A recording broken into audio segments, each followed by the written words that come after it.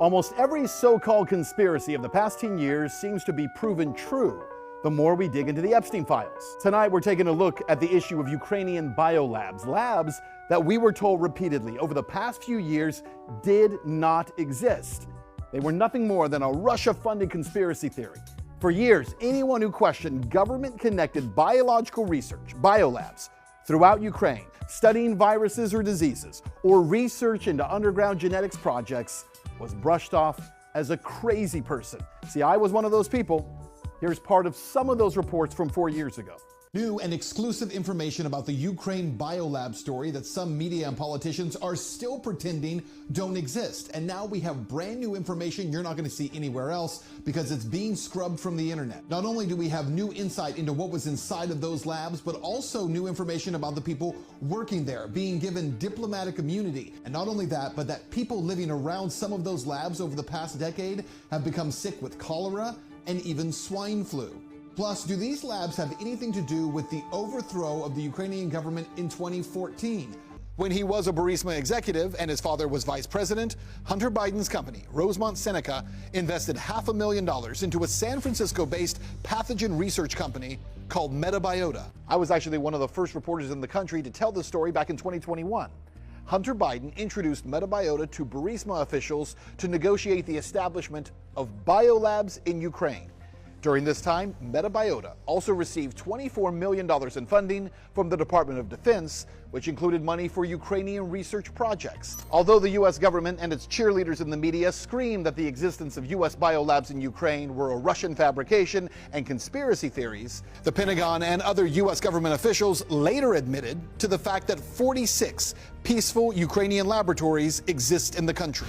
Tonight, the Epstein emails are once again proving that things that we had previously been told were conspiracies were not. They were happening. And once again, they were worse than we had previously thought. So much worse. Look at this. Emails show Epstein was heavily involved in Ukrainian biolabs, discussing do-it-yourself genetic experiments, including embryo implantation, sperm modification, and so-called biohacking with scientists. Now, consider what we're seeing here. These experiments include sperm modification? Like, modified to do what? We don't know. What was Epstein and his donors trying to create? See, there's another email that gives us maybe some insight into that.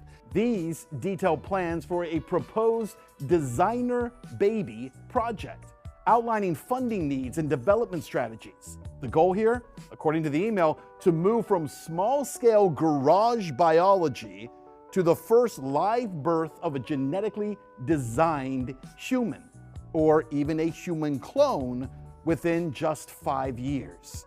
Again, why is this happening? And specifically, why was it happening in Ukraine? Well, actually, that part's easy, because this kind of research is inhumane, it is unethical, and most importantly, it's illegal in the United States and most Western countries, which is why all of this was happening in special places like Ukraine, where this could happen, but it was also happening under a huge cloud of secrecy, which is why another email explains the need for secrecy. Read this one. Emails discuss whether financial backers would only participate if they were guaranteed that they could remain totally anonymous, fearing public exposure and massive reputational damage. So now the question, was Epstein simply running a criminal pedophile network? Clearly not. He was also pursuing radical human genetic experiments with global implications. And if these projects were real, and they certainly were, where would they happen? Remember this statement under oath 4 years ago from then Undersecretary of State Victoria Nuland. Does Ukraine have chemical or biological weapons?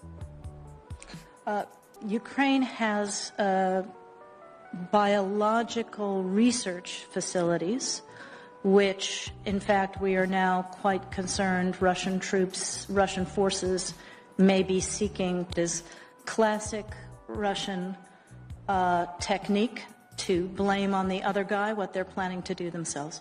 Again, at that time, questions about secret biolab activity were quickly dismissed as Russian disinformation.